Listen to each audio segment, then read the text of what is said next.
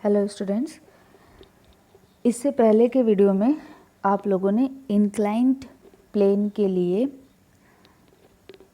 Formula derive किया total pressure के लिए और सेंटर ऑफ प्रेशर के लिए, और फिर उसके बाद आप लोगों ने उसके न्यूमेरिकल्स किए अलग अलग क्रॉस सेक्शन के लिए। हम लोग vertical plane surface, horizontal plane surface और इंक्लाइंड प्लेन सरफेस, इन तीनों के क्वेश्चंस भी कर चुके हैं, इनके लिए फॉर्मूले भी देख चुके हैं। तो अभी जो केस आपको दिया जा रहा है वो इन्हीं से रिलेटेड है।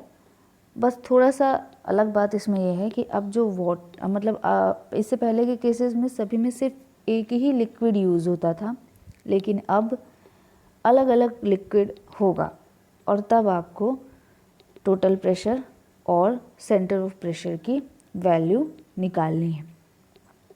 तो देखिए, ये क्वेश्चन देखेंगे और इसमें हम लोग बताएंगे करना क्या है। जो क्वेश्चन है उसको देखते हैं। A tank contains water, first liquid है, first liquid water up to a height of 0.5 metre above the base. एक टैंक है जिसमें बेस से 0.5 के डिस्टेंस पर क्या है, वाटर है। An immiscible liquid of specific gravity 0.8, एक इसके ऊपर जो है वो एक दूसरा लिक्विड है जिसका स्पेसिफिक ग्रेविटी 0.8 है। इनमिसिबल लिक्विड का होता है कि ये दोनों लिक्विड और दूसरा लिक्विड जो है वो है वाटर, ये आपस में मिलेंगे नहीं, अलग अलग ही रहेंगे immiscible liquids. 0.8 is filled on the top of water up to 1 meter height.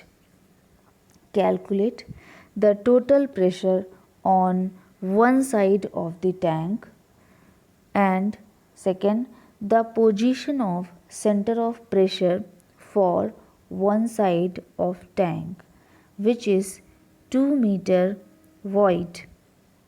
ठीक, तो देखिए एक साइड पर प्रेशर कितना मिलेगा ये हमें निकालना है। तो देखिए जो आपको क्वेश्चन में बोला गया है उस हिसाब से ये एक डायग्राम है। नीचे वाटर था जो कि हाइट 2.5 मीटर हाइट पर है, और उसके ऊपर एक इनमिसिबल लिक्विड जिसका स्पेसिफिक ग्रेविटी 0.8 है, वो 1 मीटर हाइट पर है। अब इसके लिए हमें टोटल प्रेशर की वैल्यू बतानी है। तो हमें सबसे पहला स्टेप ये रखना होता है कि हमें प्रेशर डिस्ट्रीब्यूशन डायग्राम बनाना होता है। इस पर्टिकुलर केस के लिए P की वैल्यू बनानी होती है। तो P equal to rho g h, ये फॉर्मूला आपको पता है। तो रो मतलब डेंसिटी ऑफ लिक्विड है, तो मतलब जो दोनों लिक्विड यहाँ पर यूज़ किए गए हैं उनका हमें डेंसिटी पता होना चाहिए। तो देखिए लिक्विड का डेंसिटी पता करने के लिए हमें स्पेसिफिक ग्रेविटी गिवन है, स्पेसिफिक ग्रेविटी है 0.8।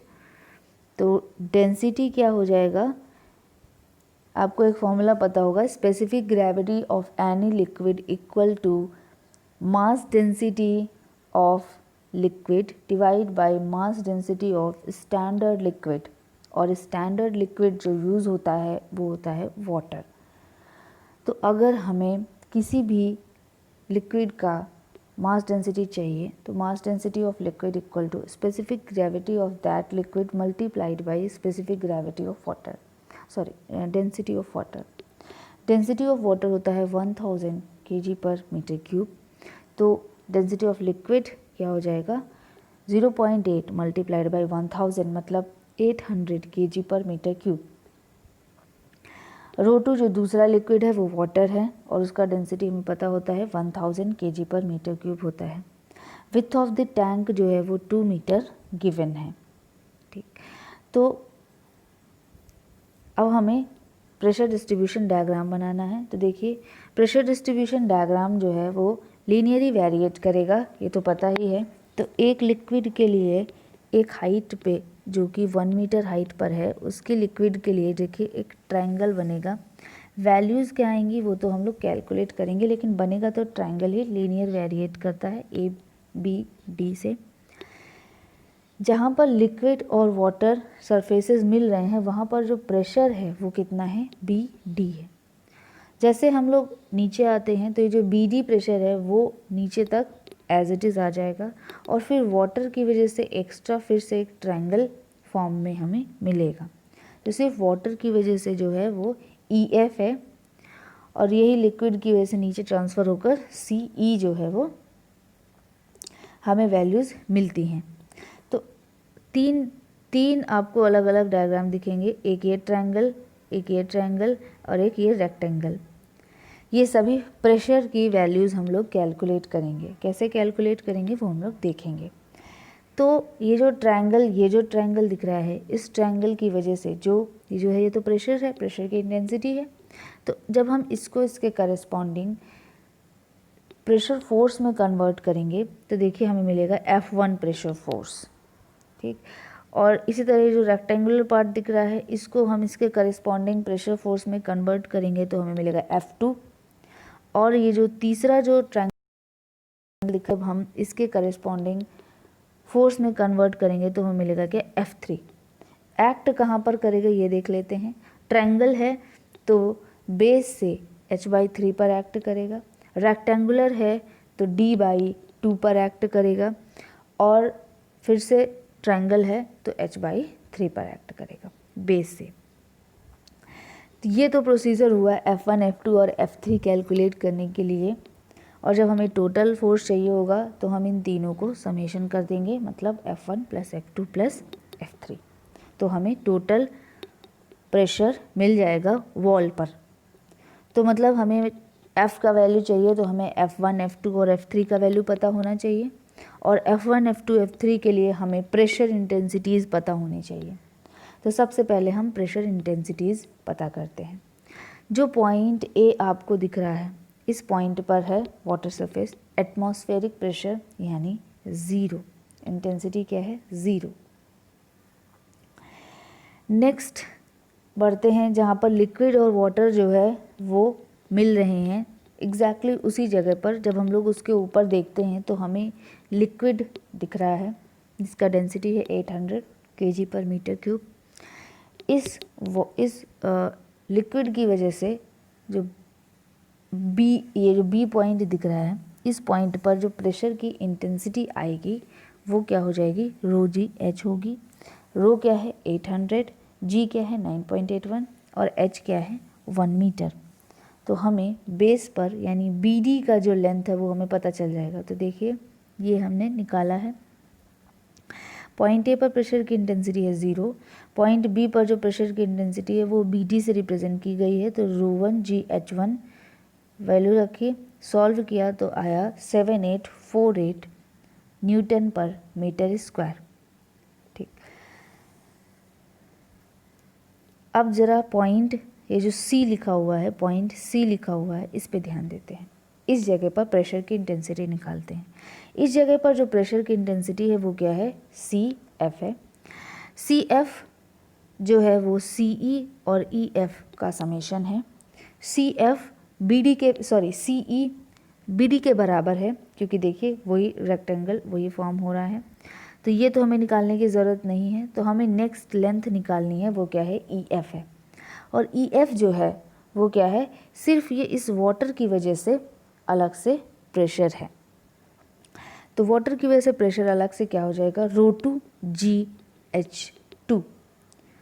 ρ2 मतलब density of second liquid that is water यानी 1000, रो हो गया, g 9.81 और h ये है 0.5। तीनों को मल्टीप्लाई कर देंगे तो देखिए ये अलग से ये जो वैल्यू कैलकुलेट हुई मीन्स ये जो है ये आपका ई एफ को रिप्रेजेंट करेगा। और अगर टोटल सी एफ चाहिए तो दोनों का समेशन।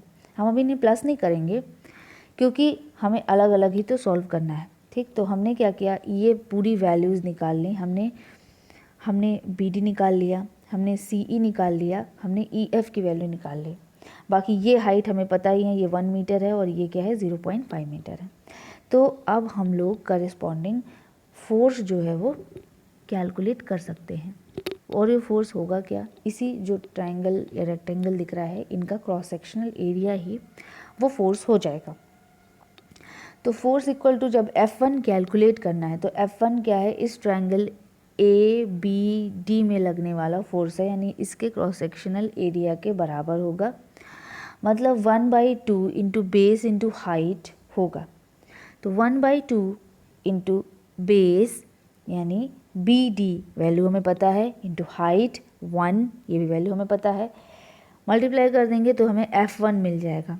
तो देखिए F1 हमें क्या मिला, ये वैल्यू, और F1 हमें मिला 7848 न्यूटन। बात आती है F2 की, देखते हैं F2 एक रेक्टेंगुलर है, तो मतलब BD में जो डिस्टेंस आया है, मतलब कि B पॉइंट पर जो प्रेशर की इंटेंसिटी आई है मल्टीप्लाइड बाय हाइट मतलब 0.5, तो ये देखिए ये F2 0.5 मल्टीप्लाइड बाई दिस। अच्छा एक चीज़ और, चूँकि हम लोग फोर्स कैलकुलेट कर रहे हैं ना, तो हमें सिर्फ क्रॉस सेक्शनल एरिया नहीं, हमें वॉल्यूम से मल्टीप्लाई करना है। तो क्रॉस सेक्शनल एरिया तो आपको दिख रहा है, वॉल्यूम मतलब पीछे थिकनेस कितनी है, 2 मीटर थिकनेस है, तो वो 2 मीटर भी हमें मल्टीप्लाई करना होगा उसको उसके करस्पॉन्डिंग फोर्स में कन्वर्ट करने के लिए, वरना जो वैल्यू हमें मिलेगी ना, हमें क्रॉस सेक्शनल एरिया से मल्टीप्लाई करना पड़ता है। मतलब अगर सिर्फ यूनिट विथ मानते तो ठीक है, डायरेक्टली उसका क्रॉस सेक्शनल एरिया हम लोग दे रहे थे, लेकिन मतलब जो प्रेशर डायग्राम बन रहा है, क्योंकि वो प्रेशर डायग्राम है, प्रेशर है मतलब न्यूटन पर मीटर स्क्वायर उसका यूनिट है, अगर हमें न्यूटन में कन्वर्ट करना है तो मीटर स्क्वायर मतलब क्रॉस सेक्शनल एरिया का मल्टीप्लाई करना पड़ेगा, जबकि हम लोग सिर्फ एक ही डिस्टेंस से मल्टीप्लाई कर रहे हैं, ठीक है, जो कि उसकी हाइट हो रही है, तो हमें उसके क्रॉस सेक्शनल एरिया मतलब उसकी थिकनेस पे भी ध्यान देना होगा। तो अब नेक्स्ट जो हमें फोर्स कैलकुलेट करना है वो है F3 जो है वो भी एक क्या है, ट्रायंगल है, तो मतलब 1/2 into this base into this height, इसकी यूनिट है न्यूटन पर मीटर स्क्वायर, इसकी यूनिट है मीटर मल्टीप्लाइड बाई थिकनेस एक और मीटर, तो अब ये न्यूटन में कन्वर्ट हो गया, और F3 कैलकुलेट करके हमें वैल्यू मिली 2452.5 न्यूटन। अब देखिए F1 F2 F3 तीनों फोर्सेस हमने कैलकुलेट कर लिए हैं, तो टोटल फोर्स इक्वल टू हमें क्या मिल जाएगा, F1 plus F2 plus F3 मिल जाएगा। इन तीनों का समेशन कर दिया और वैल्यू मिली हमें 18148.5 न्यूटन, ये F का वैल्यू हमें मिला। आधा क्वेश्चन सॉल्व हो गया है। नेक्स्ट जो स्टेप था वो हमें सेंटर ऑफ प्रेशर की वैल्यू निकालनी थी। तो सेंटर ऑफ प्रेशर जब आप लोगों ने फॉर्मूला डिराइव किया है वर्टिकल के लिए भी, सेंटर ऑफ प्रेशर के लिए या फिर इंक्लाइंड के लिए भी आप लोगों ने देखा है, तो ये चीज़ आप लोगों को बताई गई थी कि फोर्स का मोमेंट किसी एक्सिस के अबाउट, अगर आप अलग अलग स्ट्रिप्स ले रहे हैं और उसमें लगने वाले फोर्स यानी DF मल्टीप्लाइड बाई DF कहाँ पे लग रहा है, किसी भी सरफेस से, इन दोनों का मल्टीप्लिकेशन को हर एक स्ट्रिप के लिए प्लस करेंगे तो वो इक्वल टू हो जाएगा किसके, टोटल फोर्स मल्टीप्लाइड बाई जहाँ पर वो फोर्स लग रहा है उसका उस पर्टिकुलर एक्सिस से डिस्टेंस, मतलब कि sigma of DF into H star उस पर्टिकुलर स्ट्रिप का अगर हम बोलें तो मान लीजिए हम लोग बोलें कि H स्टार 1 अगर ये बोलें तो मतलब कि F1 multiplied by H star 1 plus F2 multiplied by H star 2 plus F3 multiplied by H star 3 equal to हो जाएगा, जब हम इनके मल्टीप्लिकेशन का समेशन करेंगे तो ये इक्वल टू हो जाएगा क्या, उस पूरे ऑब्जेक्ट पर लगने वाला टोटल फोर्स यानी F मल्टीप्लाइड बाई वो फोर्स जहाँ पर लग रहा है मतलब H स्टार। तो यहाँ पर हमारे पास तीन फोर्सेस हैं F1 F2 और F3, और हमें H1 star H2 star H3 star भी निकालने हैं। तो पहले हम लोग ये पहले देख लेते हैं कि F into H star equal to F1 H star 1 plus F2 H star 2 plus H3 H star 3 के बराबर हो जाएगा। तो इसके लिए हमें H*1, H*2 और H*3 निकालना होगा। देखिए एक्ट कहाँ पर करेगा, ये हम लोग बेस ले रहे हैं, ये एक्सिस ले रहे हैं, इस एक्सिस से सभी डायमेंशन हम लोग लेंगे। तो F1 का डायमेंशन क्या आ जाएगा, चूँकि ये रूल आपको पता होगा कि जब ये होता है तो ये F कहाँ पर एक्ट करता है, ये बेस से H/3 पर एक्ट करता है। तो यहाँ से क्या हो जाएगा, 2H/3 पर हो जाएगा, मतलब 2/3 मल्टीप्लाइड बाई 1, मतलब ये डिस्टेंस हो गई क्या, 2/3। सेम इसी तरह इसके लिए देखते हैं, जो नीचे वाला ट्रायंगल है उसके लिए देखें तो इस जगह से हमें सारी डिस्टेंसेस चाहिए, और ये जो एक्ट कर रहा है F3, ये क्या है, बेस से H/3 पर एक्ट कर रहा है, मतलब 0.5/3 बेस से। तो यहाँ से ये डिस्टेंस कितना हो गया, यहाँ से डिस्टेंस हो गया क्या, 1 प्लस 0.5 माइनस 0.5/3, ये कर लीजिए, या फिर 1 प्लस 2/3 ऑफ 0.5। इसी तरह F2 कहाँ पर एक्ट करेगा, रेक्टेंगुलर है, तो बेस ये हाइट बाई 2 पर एक्ट करता है, मतलब D/2 पर एक्ट करेगा। अब यहाँ से हमें सारे डिस्टेंसेस चाहिए, तो D/2 इतना प्लस ये पूरा डिस्टेंस, मतलब 1 प्लस 0.5/2 पर एक्ट करेगा। F1, F2, F3 की वैल्यूज़ हैं। तो देखिए टोटल फोर्स भी आपको पता है, आपने भी कैलकुलेट किया। H* की वैल्यू कैलकुलेट करनी है, F1 मल्टीप्लाइड बाई ये H*1, F2 H*2, F3 H*3, सभी वैल्यूज़ हैं, ये कैलकुलेट हो जाएंगी और H* की वैल्यू हमें मिलेगी। तो H* की वैल्यू हमें क्या मिलेगी, दिस 1.009, उसी जगह से जहाँ सर हमने स्टार्ट किया था। तो top of the level, liquid level से हमें H* मिल जाएगा। तो देखिए ये जो हमने केस देखा वो एक ऐसा केस था जिस पे अलग अलग लिक्विड है, उस लिक्विड के लिए हमें टोटल प्रेशर और सेंटर ऑफ प्रेशर की वैल्यू निकालनी थी। हमने क्या यूज़ किया है हम एक बार फिर से बता देते हैं। जो टोटल प्रेशर होता है वो टोटल प्रेशर फोर्स होता है, वो हर एक लिक्विड के थ्रू लगने वाले प्रेशर फोर्सेस के समेशन के बराबर होता है। तो इसके लिए हम लोग क्या करते हैं, प्रेशर डिस्ट्रीब्यूशन डायग्राम बनाते हैं ρGH फॉर्मूला से, और फिर हर अलग अलग एलिमेंट पे लगने वाला प्रेशर फोर्स निकालते हैं क्रॉस सेक्शनल एरिया से मल्टीप्लाई करके। फिर हम लोग तीनों जितने भी फोर्सेस मिलेंगे उनको समेशन कर देंगे, तो हमें टोटल प्रेशर फोर्स मिल जाएगा। आधा क्वेश्चन सॉल्व हो जाता है। इसके बाद हम लोग प्रिंसिपल ऑफ मोमेंट्स यूज़ करते हैं। तो force multiplied by acting point equal to हर एक फोर्स का एक्टिंग पॉइंट का मल्टीप्लिकेशन, एक्टिंग पॉइंट का किसी एक्सिस से डिस्टेंस से मल्टीप्लिकेशन कर देंगे, तो फिर हमें H* का वैल्यू भी मिल जाएगा। आई होप आप लोगों को ये समझ में आ गया होगा। प्लेन सरफेस पे हाइड्रोस्टैटिक फोर्सेस यहाँ से ख़त्म हो जाता है। अब हमें नेक्स्ट जो वीडियो मिलेगा उसमें हम लोग सीखेंगे कि कर्व्ड सरफेस के लिए कैसे हम लोग क्वेश्चन को सॉल्व करते हैं। ठीक है, थैंक यू स्टूडेंट्स।